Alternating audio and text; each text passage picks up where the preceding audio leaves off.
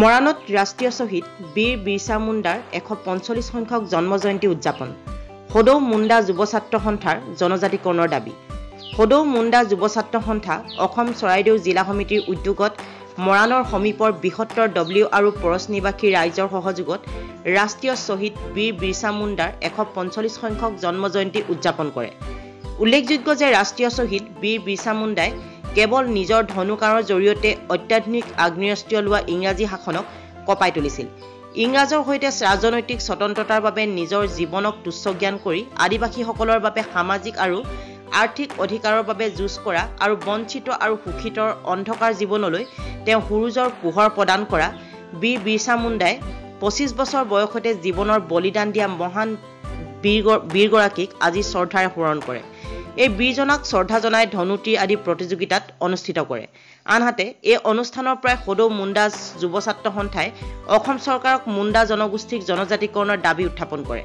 প্ৰতিযোগিতাৰ শেষত বীৰ বিৰছা মুণ্ডাৰ স্মৃতিত মুকলি সভা অনুষ্ঠিত হয় আৰু এই সভাত জনগোষ্ঠীয় সাংস্কৃতিক অনুষ্ঠানেৰে সভাখন সফল সমাপ্তি হয়। 145তম জন্ম জয়ন্তীত উপস্থিত হোৱা আমাৰ বিষয়ববীয়াসকল আৰু আমাৰ মাজত যিমানে দূৰ দূৰণিৰ পৰা আহিছে আমাৰ বিশিষ্ট অতিথিসকল আৰু সকলোকে আমি এই উৎসৱলৈ এই জয়ন্তীলৈ আমি আদৰণি জনাইছোঁ। আৰু বিশেষভাৱে আমাৰ যি আজি শ্বহীদ বীৰ বিৰছা মুণ্ডাৰ যি 145তম জন্ম জয়ন্তীৰ উদযাপনৰ যি লক্ষ্য আৰু উদ্দেশ্য মহৎ আছে, যিহেতু আমি গম পাইছোঁ একমাত্ৰ আমাৰ আদিবাসীসকলৰ ভিতৰত তেওঁ হৈছে আমাৰ পিতৃস্বৰূপ, তেওঁ হৈছে আমাৰ আদৰ্শ আৰু তেওঁ যি আদৰ্শ আমাৰ মুণ্ডা আদিবাসীসকলৰ আগত তেওঁ দাঙি ধৰিছে, আমি তেওঁক লৈ আমি গৌৰৱান্বিত কৰিছোঁ। যিহেতু তেওঁ সৰ্বপ্ৰথমেই আমাৰ ব্ৰিটিছ সাম্ৰাজ্যৰ লগত তেখেতে বিদ্ৰোহ আচৰণ কৰি তেওঁ ব্ৰিটিছসকলক তেওঁ এই দেশৰ পৰা খেদিবৰ কাৰণে প্ৰথম আন্দোলনকাৰী হিচাপে, যোদ্ধাৰু হিচাপে, মুণ্ডা আদিবাসী হিচাপে তেওঁ যি অৱদান আমাৰ মাজত দাঙি ধৰিছে, আমি তেখেতৰ সন্মান জনাই আজিৰ এই জন্ম জয়ন্তী আমি উদযাপন কৰিছোঁ। আমি আশা ৰাখিছোঁ তেখেতৰ যি অৱদান আছে, যি কলা কৃষ্টি, তেখেতৰ যি ভাষা, তেখেতৰ যি আদৰ্শ, আমি মুণ্ডা আদিবাসীসকলৰ আমি সঁচাকেই আমি গৌৰৱান্বিত হৈছোঁ। আৰু তেখেতৰ যি অৰিহণা আছে, তেখেতৰ যি অৱদান আছে, সেই সকলোকে আমি ভৱিষ্যত প্ৰজন্মক আমি জনাব বিচাৰিছোঁ। যিহেতু আমি এইখন দেশত যদি থাকিবলৈ হ'লে আমাৰ নিশ্চয় কলা কৃষ্টি, আমাৰ ভাষা আৰু আমাৰ আদৰ্শ অতি প্ৰয়োজন আছে। গতিকে এই সকলোকে আমি আমাৰ দেশত থাকিবৰ কাৰণে, আমি সমৃদ্ধশালী হিচাপে থাকিবৰ কাৰণে আমি আমাৰ ভাষাৰ ক্ষেত্ৰত আমি চহী আমি কৰিব লাগিব।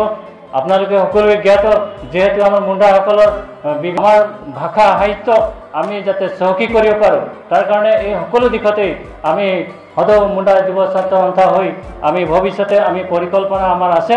গতিকে আমি ভাষা সাহিত্য কলা কৃষ্টি এই সকলোকে আমি আগলৈকে আমি যাতে আগুৱাই লৈ আমাৰ মাজত যাতে আমাৰ ভাষা যাতে আমি উন্নত কৰিব পাৰিম, আমি তাৰ কাৰণে আমি সদায় আমি সদৌ অসম মুণ্ডা যুৱ ছাত্ৰই আমি কাম কৰি যাম বুলি আমি আশাবাদী আৰু আমি একমত হৈছোঁ।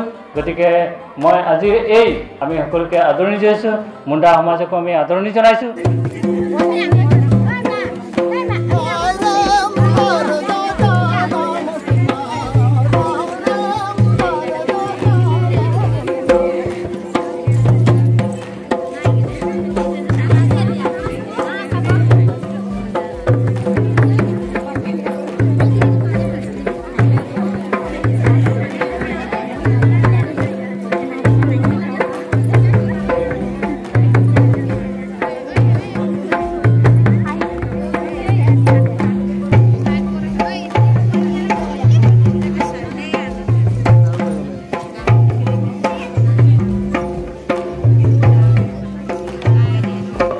আমি আজি সুখী আৰু যেহেতু আমি নিজকে আমি গৌৰৱ কৰোঁ, যেহেতু আমি মুণ্ডা আদিবাসী হয়। আমাৰ মাজত বহুত বিভিন্ন ধৰণৰ কথা আহে, বাধা আহে, হ'লেও আমি কাম কাজত বা যিখিনি সময়তো আমি মানে ভয় নকৰোঁ। যেহেতু আমাৰ প্ৰকৃতিৰ লগত পুৰা সম্পৰ্ক আছে, সেইকাৰণে আমি কামৰ হওক বেলেগ কামতো হওক আমি আগবাঢ়িয়ে যাই থাকোঁ। সেই হিচাপে মই অনুৰোধ কৰোঁ, আমাৰ নিজস্ব ভাষা আছে, সংস্কৃতি আছে, নাচ গান চব কালচাৰ আমাৰ মানে সকলো ইত্যাদি চব আছে আমাৰ। যিহেতু মই চৰকাৰক আহ্বান জনাইছোঁ, আমাৰ এই আজি বিৰছা মুণ্ডা 145 জন্ম জয়ন্তী হিচাপে আমি পালন কৰি আছোঁ। ইয়াৰ দ্বাৰা আমি চৰকাৰক আহ্বান জনাইছোঁ, যিহেতু আমি ট্ৰাইবেলৰ যিমানখিনি অংগ যিখিনি বস্তু আছে চব আমাৰ ইকুৱেল টু ইকুৱেল মিলে। সেই হিচাপে আমাক অতি শীঘ্ৰে যাতে চৰকাৰে আমাক জনজাতিকৰণটো প্ৰদান কৰে বুলি মই বিজেপি চৰকাৰক আহ্বান জনাইছোঁ। অন্যথা আমি বিজেপি চৰকাৰক আমি সকীয়াই দিব বিচাৰিছোঁ, যিহেতু আমাৰ পূৰ্বপুৰুষৰ পৰা আমাৰ নীতি নিয়ম সংস্কৃতি বহুতো ধৰণৰ আমাৰ মাজত চৰকাৰে দাঙি ধৰিছে আৰু নিজেও গম পাইছে, যিহেতু সেই বস্তুখিনি আমাক অতি শীঘ্ৰে মানে জনজাতিকৰণটো প্ৰদান কৰে বুলি মই চৰকাৰক আহ্বান জনাইছোঁ। আৰু লগতে আমাৰ যিহেতু আমাৰ যিমান আদিবাসী মানে মুণ্ডা আদিবাসী হওক বা আমাৰ আদিবাসীৰ মাজত বিভিন্ন কাষ্ট আছে, তেওঁলোককো আদৰণি জনাইছোঁ আৰু সিহঁতক আহ্বান জনাইছোঁ। যিহেতু আমাৰ MP হওক বা MLA আছে, সিহঁতকো আহ্বান জনাইছোঁ, যিহেতু আমাৰ অতি শীঘ্ৰে আমাৰ জনজাতিকৰণটো যাতে আমাৰ পূৰণ কৰে বুলি মই